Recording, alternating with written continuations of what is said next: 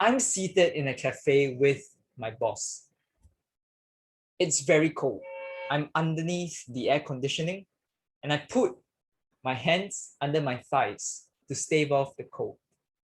Then suddenly a thought arises in my mind. Maybe I should ask her why she's so successful in her career. So I ask, why are you so successful? And she pauses and immediately she says, well, luck. She thinks for a little while before she says, and planning. You have to go to the biggest organizations. As I went back that day, I thought to myself, is that all?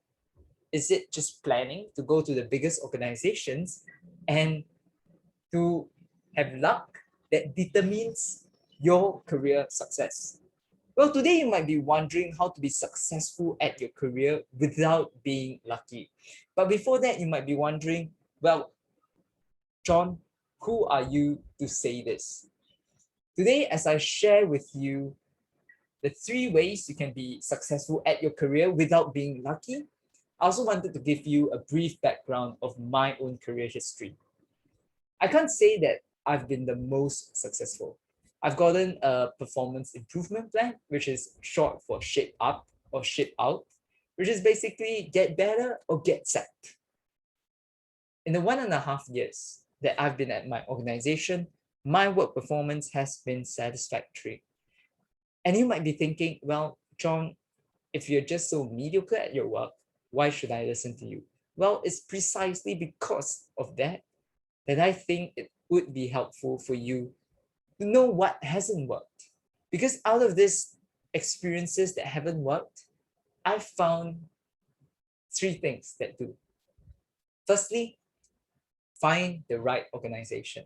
It's not about finding the biggest organizations, but it's about finding the best ones for you. Today, as you look at your own career experiences, think about the ones that haven't worked out. Think about the ones where you have failed. Why have you failed? Think of finding an organization as finding a life partner. That's how much thought you should be thinking as you choose an organization. Each person is unique and they have different organizations that fit for them. Today, as you go into a new organization, go in with a checklist of characteristics that have worked for you in the past. For example, just now we looked at what are the characteristics of organizations that haven't worked. Might be big, rigid, structured, but it might also be small, agile, nimble. Whatever works for you, find it. Well, you might be wondering, how can I find that in the series of short interviews? Ask great questions during the interviews. Take the interview as a chance not just for the employer to know you, but also for you to know the employer. So as you go to the employer, ask them questions like, what have been the characteristics of people who have succeeded in your culture? When you ask questions like that, it helps the employer to share about characteristics of people who have succeeded. Asking questions like, what is your culture? Isn't necessarily helpful because this gives the employer a biased answer. For example, he might say that this place is open, inviting, and welcoming. But different people have different perceptions of what open and welcoming are. So asking them what are the characteristics of people who have succeeded is probably a more helpful question. So that's the first one on organizations. Secondly, find the super boss in your industry. In every single industry you go, you know that there are certain bosses who are much better.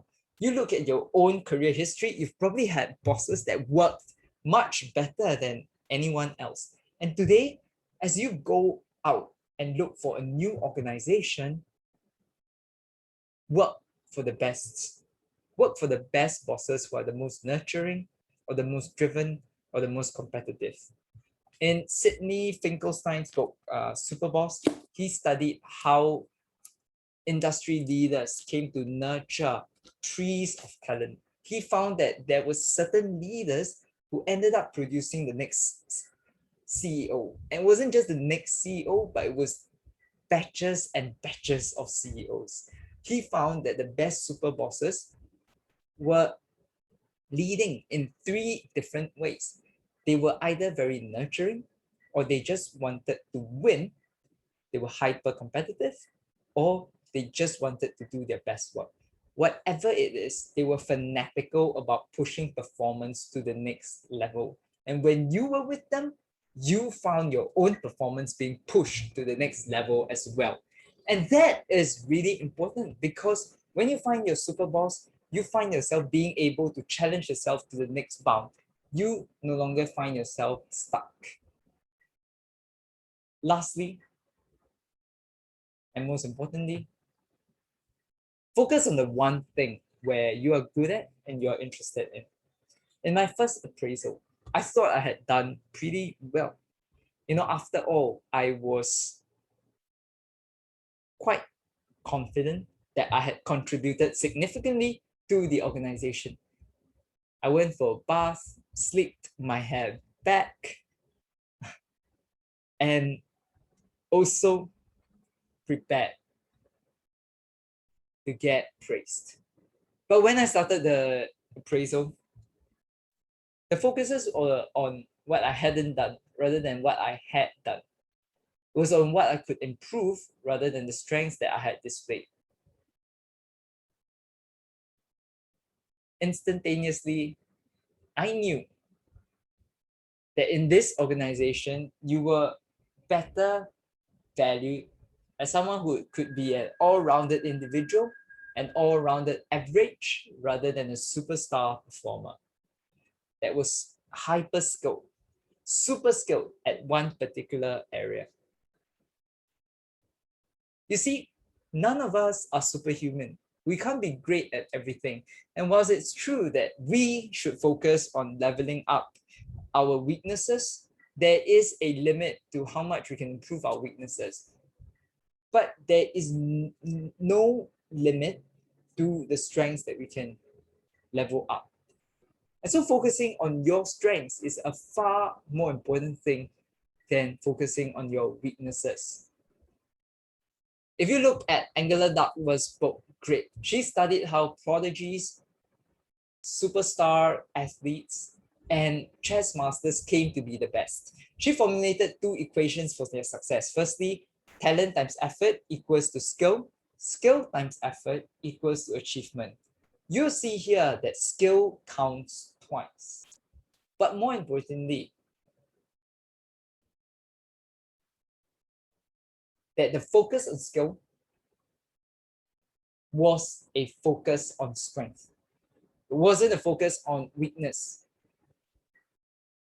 Today, if you want to succeed, learn from the likes of Csikszentmihalyi, who talks about how people find flow by doing what they're good at and by being in a place that challenges what they're good at.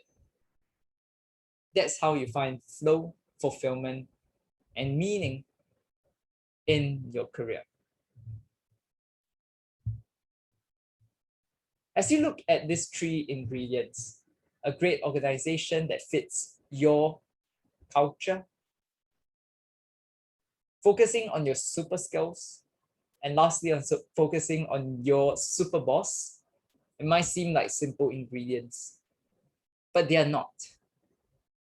Being successful in your career without being lucky is about focusing on what you're good at and having that person who says, well, John, I think you could be there.